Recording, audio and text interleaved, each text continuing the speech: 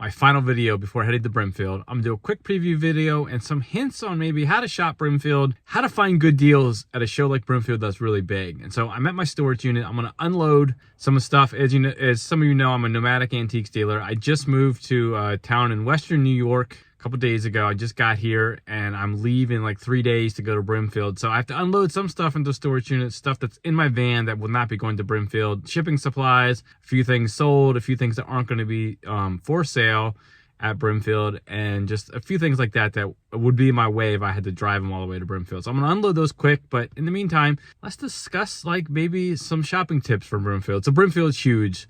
Your first key, if you're going to shop Brimfield, if you haven't been there before, is to figure out what fields you want to go to and what order. And of course, you might not know what field you like the best because you haven't been there yet, but fields open different days. So if you're going there on a certain day, you need to pick what field you're going to go to. Kind of park close to those fields as possible. I would always park in town. I would not park outside of town, on the edge of town. Even though it's cheaper, I would park in town, pay the extra $5, park close to town, in town, close to where you want to go, and kind of park centrally as to what fields you're going to shop that day. I would pick the fields you're going to go in advance as much as possible, because I would look at the list of when fields open, because it's just hard to skip back and forth. It's a lot of walking, so you want to be as focused as possible with how many trips you make back and forth to your car or crisscrossing the street and everything like that. It's a huge amount of dealers in a small town, so it's like it can be as many as 3,000 to 5,000 vendors. Some vendors do move during the week from field to field as they open, but that's a lot of stuff. You can't possibly look at everything in everyone's booth and then move from booth to booth. So you got to kind of move quickly from booth to booth as quickly as possible. For me, I'm looking for stuff for resale, and I deal in a variety of stuff, but I tend to, when I'm at a show like Brimfield, I tend to focus on a few types of things and look for those. For me, it's folk art, but try to look at those. I also buy a lot of signs. I find Brimfield to be maybe harder to buy some signs, but I take a quick glance, particularly at some of the more common ones. I see what they have the common ones priced at, if they have a lot of signs, and then I can kind of judge whether they're going to be reasonable on some of the other signs or not. Or I just look for the very best, the stuff that I would be most interested in, and kind of gauge that price quickly before diving deep into looking at a booth with like 50 signs or something. I've also found at big shows, if a dealer specializes in something, I would look at the items that they don't specialize in. Now, like say for instance, if they're dealing in dolls and then they have like 5 non-doll items, those 5 non-doll items will often either be way overpriced or way underpriced. So that's kind of what I glance at in those types of booths. Also, people who specialize in something, they tend to know the more common stuff, and they tend to be really cheap on the common stuff because they buy collections and they don't want to keep the common stuff. So if you're a reseller, maybe looking at the lower end stuff in that kind of booth is a way to find some stuff that you can make money at in your non-specialized antique mall back home. I've also found that for me, the dealers with the best stuff, I tend to buy more from them.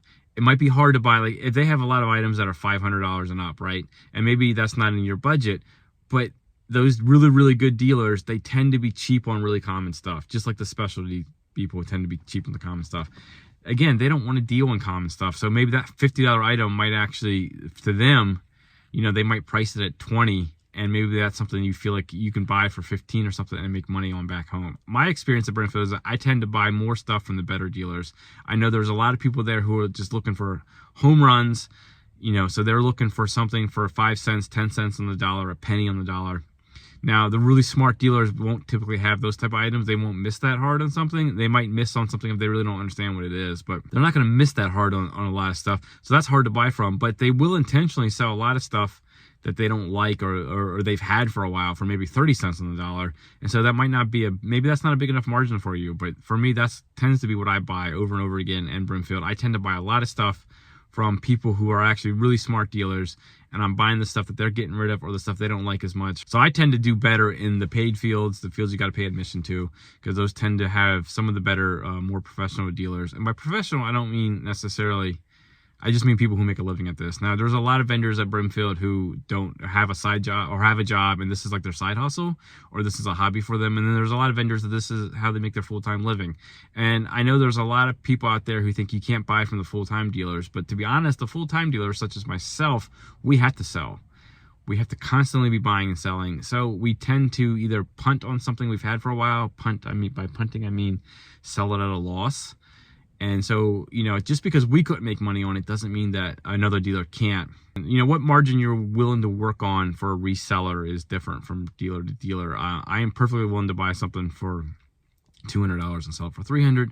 Other people, if they sell something for $300, they want to have $50 into it. And so, you know, that's changes how you're going to buy for resale for certainly. But I'm not always looking for home runs. I'm not always looking for sleepers. Obviously, we want those, but I'm also willing to, if you're going to keep using the sports analogy, lay down some bunt singles. So yeah, those are some of my quick shopping hints. It's a really big place, obviously. It's a lot of vendors. It's a lot of stuff. You can get bogged down in trying to look at everything.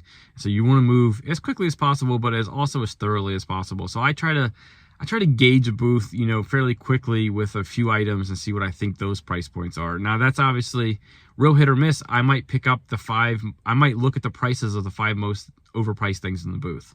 And so that could be bad luck on my part. But I also might look at the 5 most underpriced, the lowest priced things in the booth. And then I get stuck looking at the booth for a while and everything else is way overpriced. So it's, but that is one way to quickly move from vendor to vendor. Check out this sign. This is a scoreboard. I just bought this out of a house recently. So yeah, I'm T-minus like 4 days from leaving for Brimfield. I still gotta pack all my food. I gotta go buy a cooler. I gotta do all that stuff. But I had a house call 2 days ago. I got another house call tomorrow, and I might be swinging by another dealer friend of mine and buying some stuff from them. So I got a real busy few days here, including unloading some of the stuff from the van. But yeah, that sign, that scoreboard, that's a really cool thing.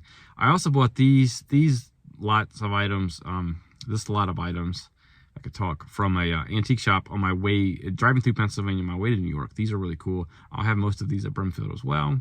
In addition to all these primitives and signs and everything, I have these great collection of comics. If you know anything about comics, you know how good these 2 books are. But it's not just those books. There's a lot of other good books. Lots of early stuff all the way through like the 80s.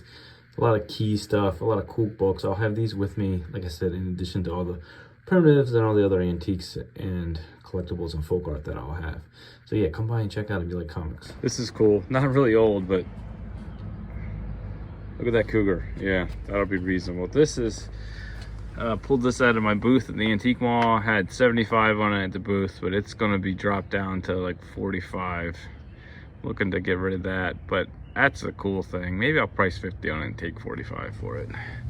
Half haul, just got the half haul. It's gonna be going. Propeller, it's gonna be stickered at like $85 if you're interested in a propeller. This is a cool World's Fair Wonder Bread container. Beano sign, that's going. I'm not really a t-shirt guy, but Megadeth t-shirt for those interested.